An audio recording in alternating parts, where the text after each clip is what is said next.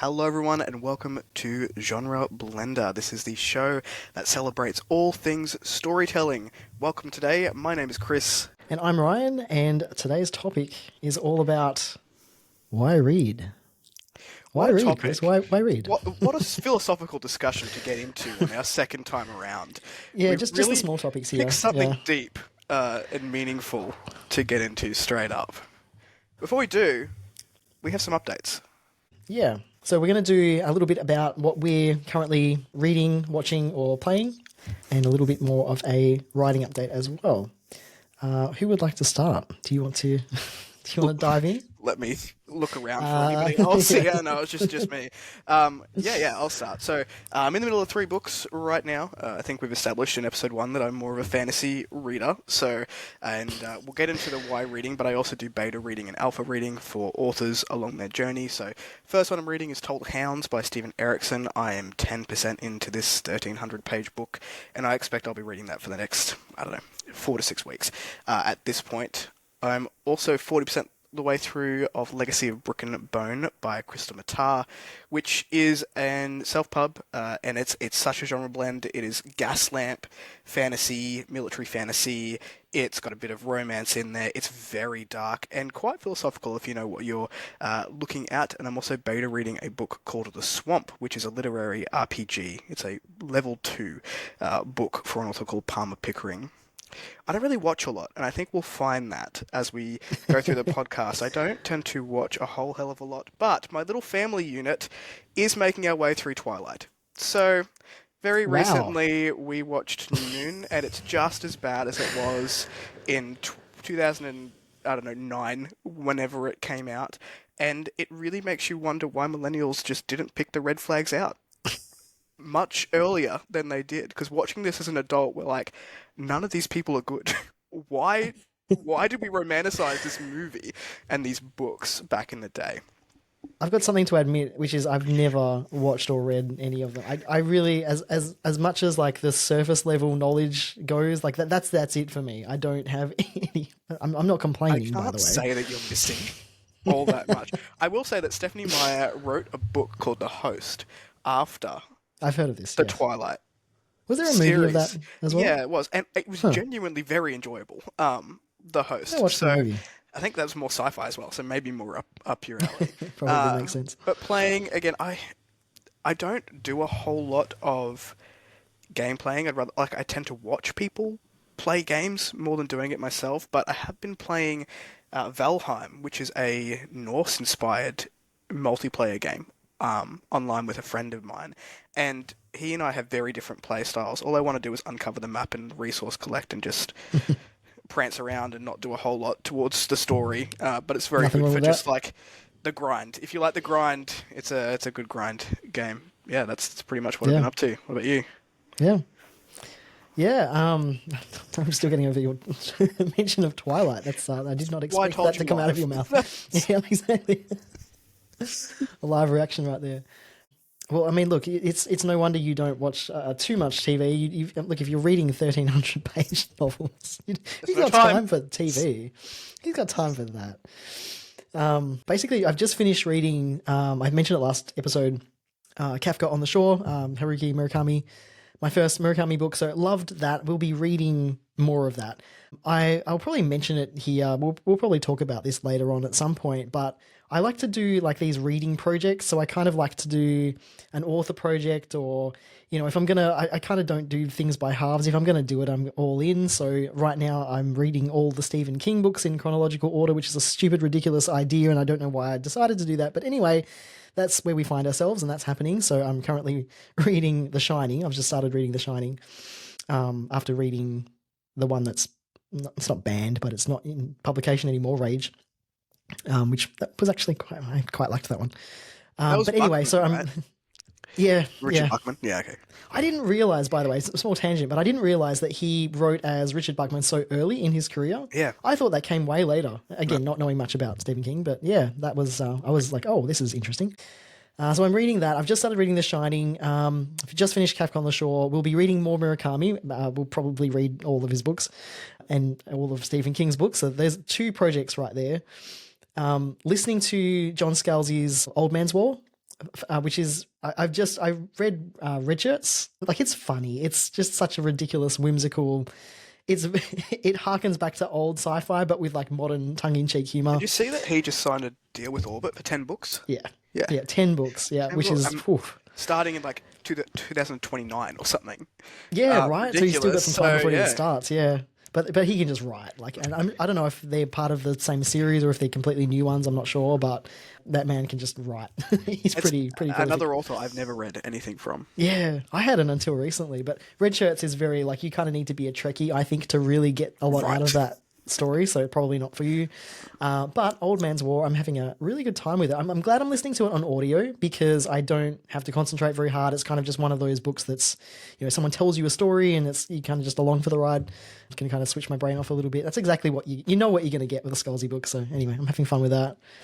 And Perdido Street Station, the other China Mieville book, which will continue on this month because it's big. It is that might be the large. biggest book. Yeah, I think that's the biggest book I would have, when I finish it, would have read, pretty sure. Although Tristram Shandy was a big book. Do you want to tell everyone that you went and bought all the China Mieville books? Well, you've gone and told everyone now, so I guess I don't need to. Out you. Oh, man, yeah. The book buying pattern has changed. Yeah. In my defense, I didn't technically pay for them. That was a gift. I was gifted a gift card, so I just kind of sneezed and hit the buy button accidentally. So yeah, so I've got one book that's still coming, but other than that, it's not all of his books because there's a couple of novellas that he has written that are kind of standalones. And I think there's a couple of other I think he's got like 3 short story collections. Anyway, I've got one of them. So it's not everything, but it's all the stuff that interests me. So anyway, that's another author project. Thanks for the reminder. That's 3 author projects. I'm going to deep dive into that in a minute when we get into the topic.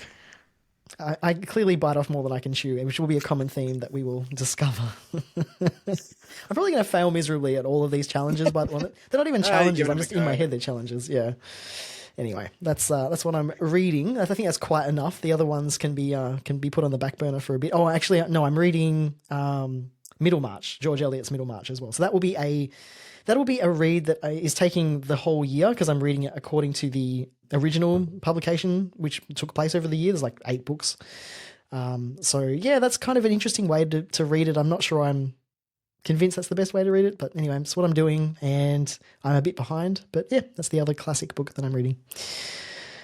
Yeah, I'm watching Star Wars: The Acolyte. I'm almost finished with that. It's fine. It's all right. I don't know. I just saw a trailer for the new game coming out, Outlands, and I was like, that actually looks like a lot of fun. Outlaws. Outlaws. There was a motorbike in desert, and I was like, yep. Yeah. That looks like fun. Yeah, it's a classic Ubisoft. I think it's Ubisoft. Like it's not an open world. I don't think. I think it's linear, but there's a lot to explore. But like they do the whole like season pass thing. Well, yeah, you probably have a lot of fun with it, but it's I don't know. I think I'm a little bit burnt out on those kinds of games where there's like DLC from day one, and you can do like a season pass, and it goes. It's like a clear money making tactic. You know? Yeah. So that's what I'm watching. Not really too much. Reading's been taken up most of my time. And as for games, I'm not going to go through all of these. I'm like, I probably have like 6 or 7 games on the go that I just kind of pick up, put down. So I'm playing like 3 or 4 massive RPGs. I'm not even going to name them. The one I'm going to name is a small indie game, which is funny because I play a lot of indie games, whereas you read a lot of indie books. But I'm playing a game called Oxenfree, which I think you should play as well, Kris. It's good. It's a story game. It's adventure, kind of point and click, branching dialogue, kind of. Yeah, it's a fun indie game. I'm so bad with story-based games because I don't care. I don't read anything. Wild. We're very different, and I like the big chunky books and the slow burn because I like that exploration. Yeah. But in games, I'm like, just let me shoot a bow and arrow. Like I don't care what's happening. I just that's so weird. That is the weirdest. Try and explain that. Conundrum. I don't know. There's a Kind word of for an it. answer. What about writing? That's it. Yeah. You've got a lot of reading projects happening.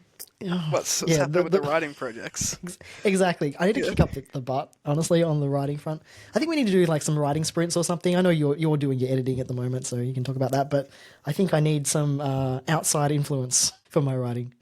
You talk about yours first, because I've got really not much to say. So you Shameless go for it. plug for the Fictional Escapist Discord, where I do run writing sprints on camera, and you can come and hang out whenever you want, mate. I mean, not whenever you want, because I'm not there all the time, but, you know. I'll just be there Yeah, writing just, then. And if I mean, anyone... you're welcome to. People can just rock up. So, yeah, I am basically 3 days away from sending my book to alpha readers. So my edits, I've got about 30 pages left. I'm hoping to get another 10 pages done this afternoon.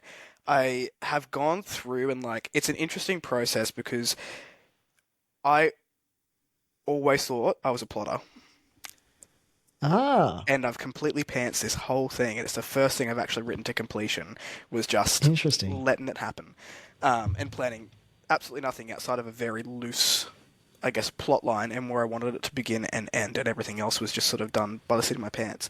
What was fun about that was I've also, like, been a constant re-editor and, like, gone back, and I just didn't do that with this. I was like, get the first draft out, let's see where we're at. I've unalived someone and then alived them again without any context. I've changed the character's name about 20 pages into the book. I've, like, had to cover a really, like, big plot hole and be like, better put a sentence in there that explains that thing. So it's been a very interesting editing journey. I feel like my last 60 pages or so are happening too fast, but I think I've now read it too much that I need an outside Yeah, you need some distance from it. opinion. So yes, that'll be going out on Wednesday, hopefully, to the alphas. And then I've got the next stage will be editing all of that, suggestions, and then dev edits in October. Wow, that's a big deal. That's actually huge. How are you feeling about it all? Do you feel accomplished having done what you've done, or like what headspace are you in? I guess this is such an interesting thing about writing, right? Because I'm definitely not writing to a market. This is my story, and the only person it's really important to is me. And if someone else picks it up along the way, that's fantastic and that's great. But I'm not looking for people to love it or hate it. I've purely written this as my own journey. So I don't know. I don't know what the reception's going to be. It could be complete shite. I don't know. I doubt it, but But yeah, I you don't never care. really know, Like, I right? don't care as long as it's out there and it's done, and then that's out of my system. Yeah. Yeah, so, like, I'm not even looking at, I mean, it sounds arrogant to say, but the cost of production, because I am looking at doing, 3 editors. Fortunately, my wife is a copy editor, so I save a bit of money there. That's handy. But, like, covers and stuff, I'm like, you know what? Is it worth it just to have this thing that I've wanted to do forever out there? Does cost really matter at this point? Yeah. I'm feeling very, Yeah, I that's don't know, cool. philosophical about the whole process. You learn a lot though, right? Like going through the process itself. Like I have probably 5 unfinished novels, like that I wrote, a lot of them during NaNoWriMo, kind of just smashed out about my word count. And then put them in a drawer, walked away from them, never really looked at them again, or I kind of have a little bit over the years, but never went through that whole process of writing, editing, really going back and rewriting. And I think you really learn a lot about yourself and about your process. And like you just said about, thinking that you were a plotter all this time and then kind of pantsing the hell out of it and realizing, oh, actually, this is interesting. This is new. You really do learn a lot about, for doing that process, which I think is why I'm an advocate for for those getting into writing, starting with short stories for that reason. It's literally you're going through the process of writing, editing, rewriting, going through the whole process and then giving it to other people to read. And I think you learn a lot about yourself and your process and your own writing from that you can't learn. You can't read a book and learn about how to write. You kind of just need to do it. So yeah, that's a really big deal. So congrats on all of that. That's huge. Very cool. Very exciting. When it's out, I'll rest again. I've got 2 more books to write in the series. Yeah. It never ends. Anything else you wanted to mention about what we're reading, playing, watching, writing? You good with that? Let's jump into the topic. Let's talk about why we read. Why we read? Whose idea was this? This was your idea. I think you wrote this one. I do have to say, I did, and this isn't an original idea from me, so credit where credit is due. This idea has come from a booktuber called Joanna. Joanna Reads is her channel. She has a whole long-form discussion series about why people read. She gets different booktubers on, and they talk about their experiences and why they read. And it's just fascinating to me, the different reasons. And like a lot of them are similar. I think a lot of people are sort of in similar boats when it comes to reading, but getting down to the nitty gritty and talking about how and why. And I wanted to talk to you about this specifically because we do read very differently. We Yeah. can deep dive into those projects in a bit. Uh-oh. Well, look, I want you to lead with this because I think you have a few important, heavy-hitting reasons why you read. So, yeah, you go for it, and then I'll just pepper in a few things here and there. I really have to think about the why. You know, it's like doing root cause analysis. You can't just take the surface level answer. Do I read for escapism? That's a lot of people's, go-to when they say that you read for escapism. And yes, to a degree, I do, and I agree with that. You know, it's good to be taken out of a reality, or if some cases, if you're reading sci-fi, exploring the in-depths of particular parts of reality. But for me, it's a way to dim the white noise is probably the easiest way that I can put it. My brain goes so fast all the time, and I think particularly as a generation who has grown up with technology, we have been conditioned to seeking information and seeking information quickly and needing that stimulus very immediately. You know, in our lifetime, because we're similar ages, sort of getting to that elder millennial stage of our lives, where the internet has come in and taken over what we have. And even, you think 10 years ago, people had 15 seconds or 10 seconds or whatever it was to grab someone's attention in an advert or something like that. 10 years prior to that, it was 30 seconds. Now we're looking at short form content, and you have 3 seconds to grab someone's attention from a marketing standpoint. That is a lot of neurons firing all the time, and it's exhausting. So reading for me is a way to go, okay, we're stopping and we're now focusing on this story, and I'm going to allow my brain that time to not have to be in an information-seeking situation. And I think that's my root cause of why I prefer reading over other mediums as well.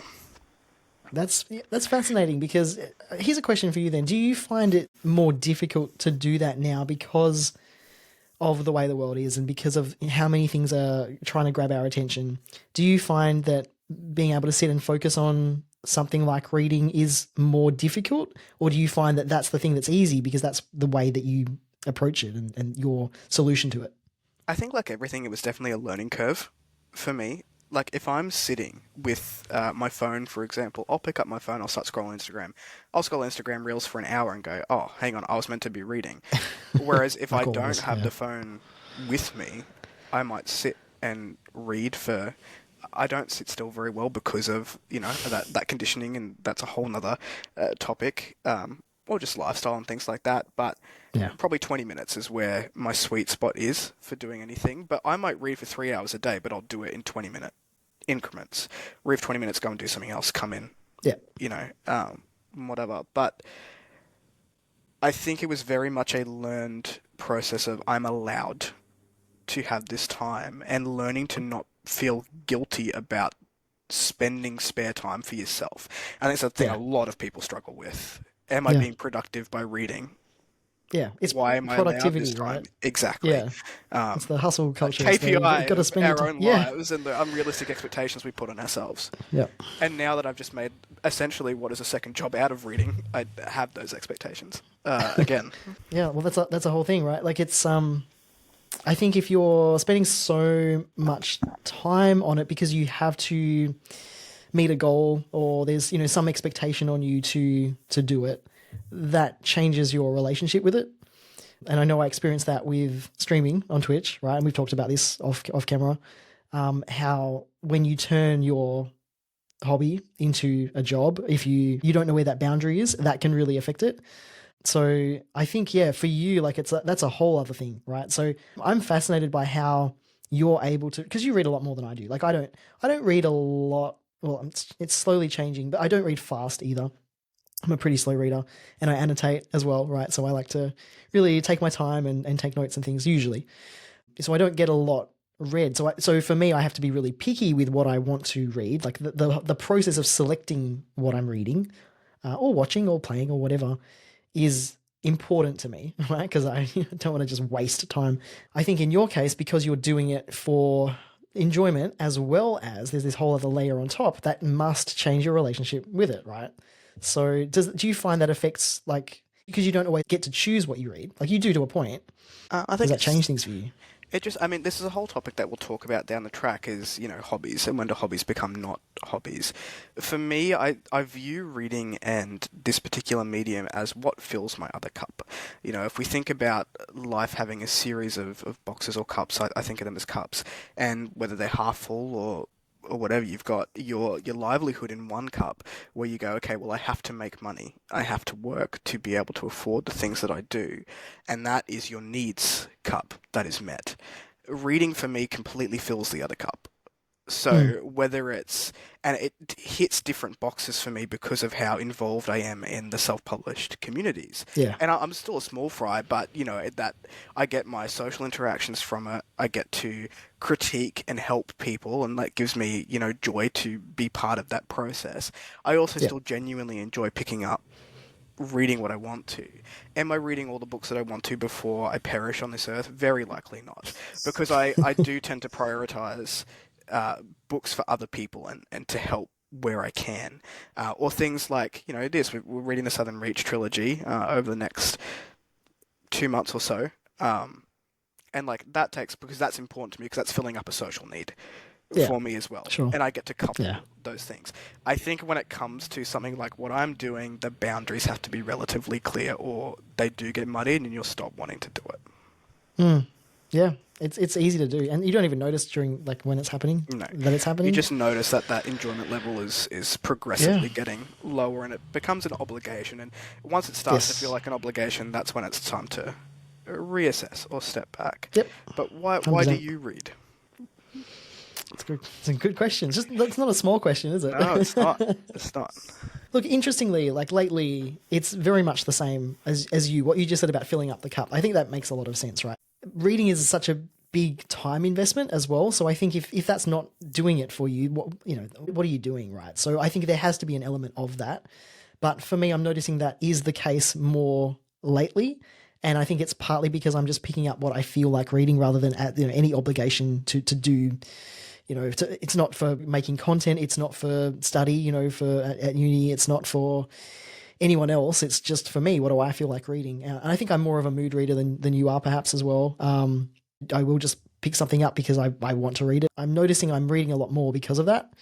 And I think it's because it serves the same purpose. It's filling up the cup for me. So that's cool because I'm noticing I'm leaning more towards picking up a book when I've got, 20 minutes, half an hour, then jumping in, playing a game. I haven't really played any video games properly for a good while. But for me, it's either one or the other. I'll get into these zones where I'm just okay, now I'm in my gaming phase. That's what I'm doing right now. And then I'll just put that down and just won't pick that up for months. And then I'll be reading, So I wish I wasn't this way, but I am noticing right now I'm reading for being in a good headspace because maybe that's what my brain needs right now. And I'm good with that, For the first time in my life, I'm good with that. But also very important stage to get to be like, yes. I'm good with what's happening. Yeah, and that's a journey in itself, right? And there's a lot of unlearning in that too. For anything, this applies to literally anything in life. But yeah, you build up these habits based on past experiences, and just that's the way you've always done things, or other people dictate how you approach something, and you have to unlearn all of that. So it's nice to be able to just pick up a book and read. And I probably wouldn't be doing these author projects if it wasn't the case, because if I didn't want to read all of Stephen King's books, that would be a very, very bad situation to be in. That's not at all the case. I guess also goes into how we read, right?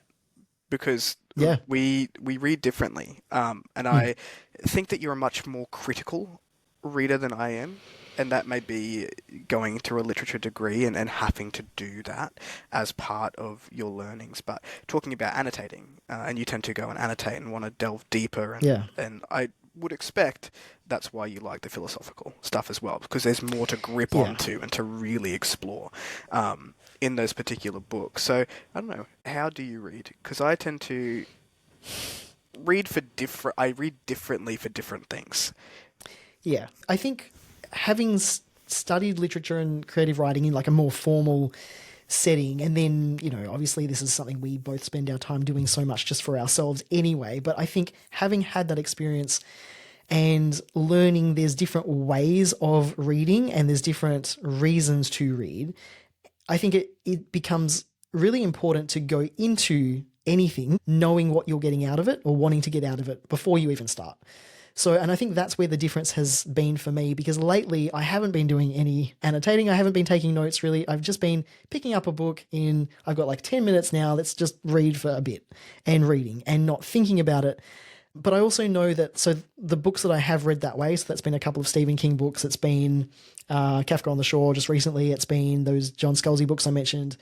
I know I probably won't remember them as much because I haven't had that time spent with them. I haven't really slowed down. I mean, it's not like I've like blitzed through them or anything, but, you know, I haven't had that same relationship with those books that I would have with some of the books that I studied or some of the classic books that I want to really spend time with and dig deep into. But also that's okay, because I knew going into it, that's what I wanted out of it. It's just what my brain needed right now. So let's just go, you know. But yeah, I think knowing what you're wanting to get out of it before you start, that's the key, at least for me. Yeah, that's a really important point that you've brought up there, and I know we've joked about it with our buddy read that we've got going on, is that we will probably read that very differently, and, you know, you might feel the need to take down some notes or annotate it as you go along, whereas I'm just there for the ride. As a reviewer, that's very different for me. Yes. So as someone who has reviewed in the past, and I've sort of slowed down on the reviews just for, I mean, that's another topic we can get into, is reviewing and the critique that happens with somebody else's work, because you're dealing with people who, you know, it's what they love, regardless of what you feel about the book. Someone has put their life, you know, blood, sweat and tears into that thing.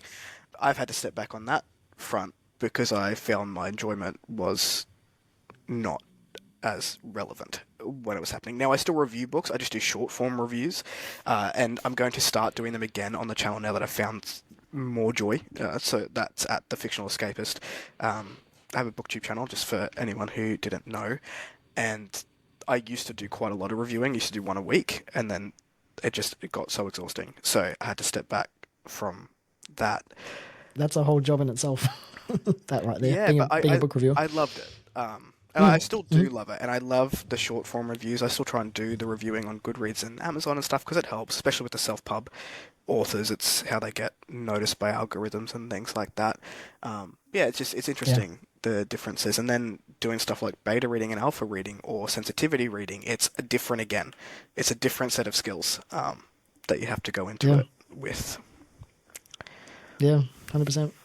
There's so many books that I do want to read before I leave this earth. You know, there's like, I need to make time for them because I want to have the experience of having read them, even if they're difficult, really challenging books, or I'm not really vibing with the content, you know, of what they're about, but I want to read them for other reasons because I want to understand that book in its context so I can then, you know, put it next to this other book and you know, have this relationship with that and have that ability to discuss those books. That for me is super important. And that's, I guess, why I do annotate so much and do take a lot of notes, because I also don't remember all the stuff I read just if I'm just surface level reading, or if I'm not spending a lot of time. So like I'm aware of that, I guess, with how my brain works and what I can remember when I read. And so, yeah, I do make sure that, like, for those books that I do want to remember and discuss later, that's basically why I'm taking as many notes as I just don't trust my brain, essentially. But it sounds like you've also found that level where you're comfortable with, like, saying with the John Scalzi books, you're like, that's a surface level read for me. I'm reading this for pure enjoyment. And then, 100%. You know, in a week's time, I might have no idea what happened in that book, but I know that I enjoyed it in that moment. Whereas something like, was it Middleton that you were reading over the course? Middlemarch, sorry. Middleton, I'm thinking of Bridgerton. Like, over the course of the year. It's like, that's a very different reading experience. Yeah. So I guess 100%. My question for you is, you've got a few reading projects that you talked about earlier in this episode. Where does the desire for those reading projects come from? Is it the analytical, critical side that you just need to know?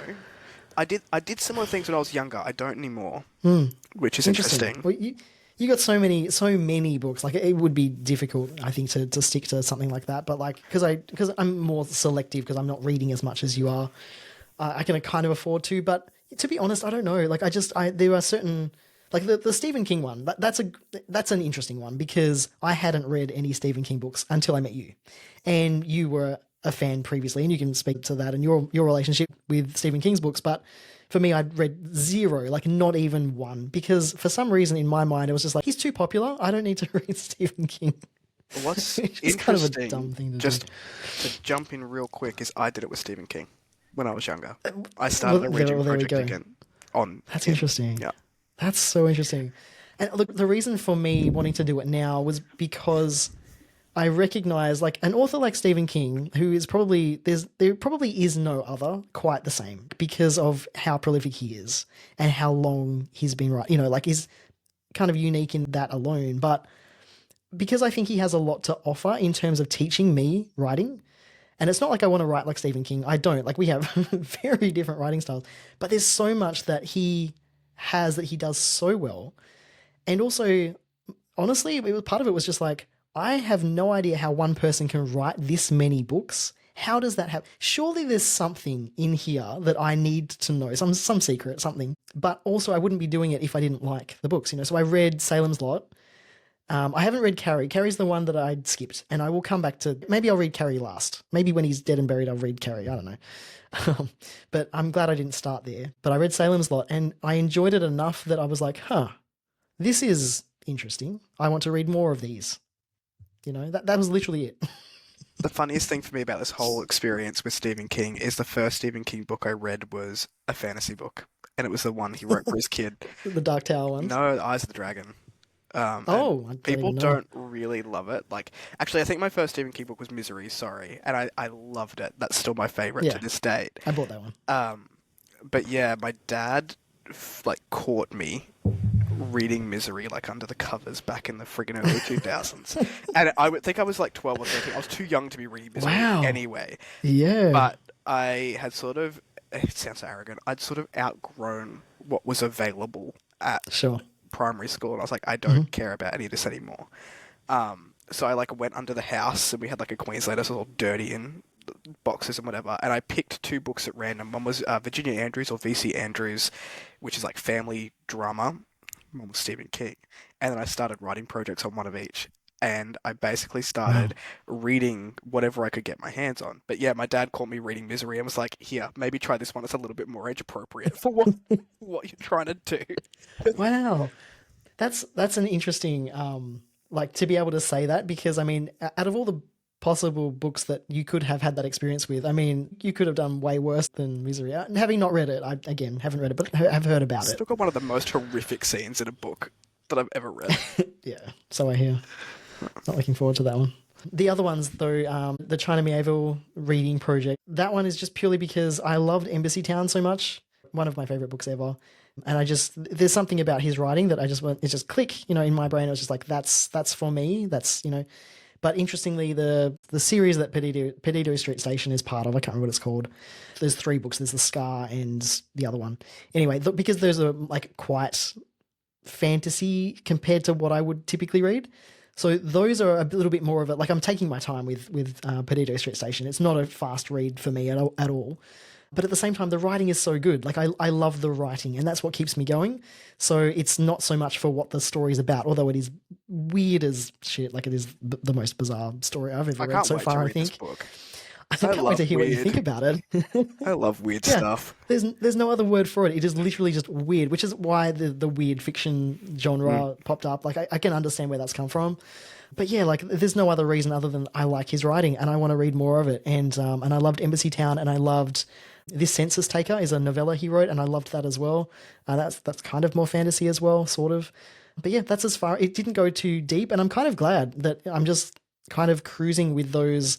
You know, that is something I'm interested in. I'm not going to give it too much thought, because the minute I give things too much thought and start like going down, you know, rabbit holes and really investing time and attention into a project, I'll end up hating it. You know, so I'm not doing that with these. It still fascinates me that your brain goes, I'm gonna do a project on that. So I think not long ago you sent me a text saying, "Is there any authors that you've thought about wanting to read all of their works?" I'm like, oh, I don't really think, you know, in that way. And I think I said Daphne du Maurier as Yeah. someone that I would like to read all of, and not a genre that I would generally gravitate towards, but I loved Yeah. Alfred Interesting. Hitchcock movies, and he directed a lot of adaptations of Ah. Daphne du Maurier books. So I'm very interested to see what the source material was, having studied film previously, and being like, I want to see where that came from and get the original. So like, that's one. Someone like Gavriel Kay, who I've already recommended to you but not read myself, so hypocrisy. But writes, to my knowledge, quite philosophical fantasy about, single topics, and being quite interested in how an author has shaped a genre is, I guess, Oh, yeah. where my interest is piqued, in that sort of sense of, this is a deeper than just a reading. I want to know and I want to see where influences have come from other stuff that I like. I was just thinking about this the other day, actually. I was watching a video about vintage sci-fi, and a lot of it was about Heinlein. I just thought it would be really interesting to read all of the vintage sci-fi, the heavy hitters, the ones that have influenced everything else, and be able to then draw those connections. Literally drawing a line between this book and things like the Expanse series, right? Because all of that has come from earlier. It's Arthur C. Clarke. It's Asimov. It's those early science fiction authors, and you can draw direct lines between all of these, right? But like, that's fascinating to me. Like, being able to see the influences and exactly where that's all come from, and who thought of this idea first, and drawing that line directly. That's cool. That's just super cool, and nerdy as hell. Yeah, but it's fun. It's like, I've never been super into sci-fi and whatever. Sorry, I know. But like, I'm just nerding out with you. It's fine. Star Wars and stuff like that never really had an appeal to me, whereas my wife Rachel loves it. Like, Yeah. loves that sort of thing. But I prefer sci-fi in book format, or like an audiobook format.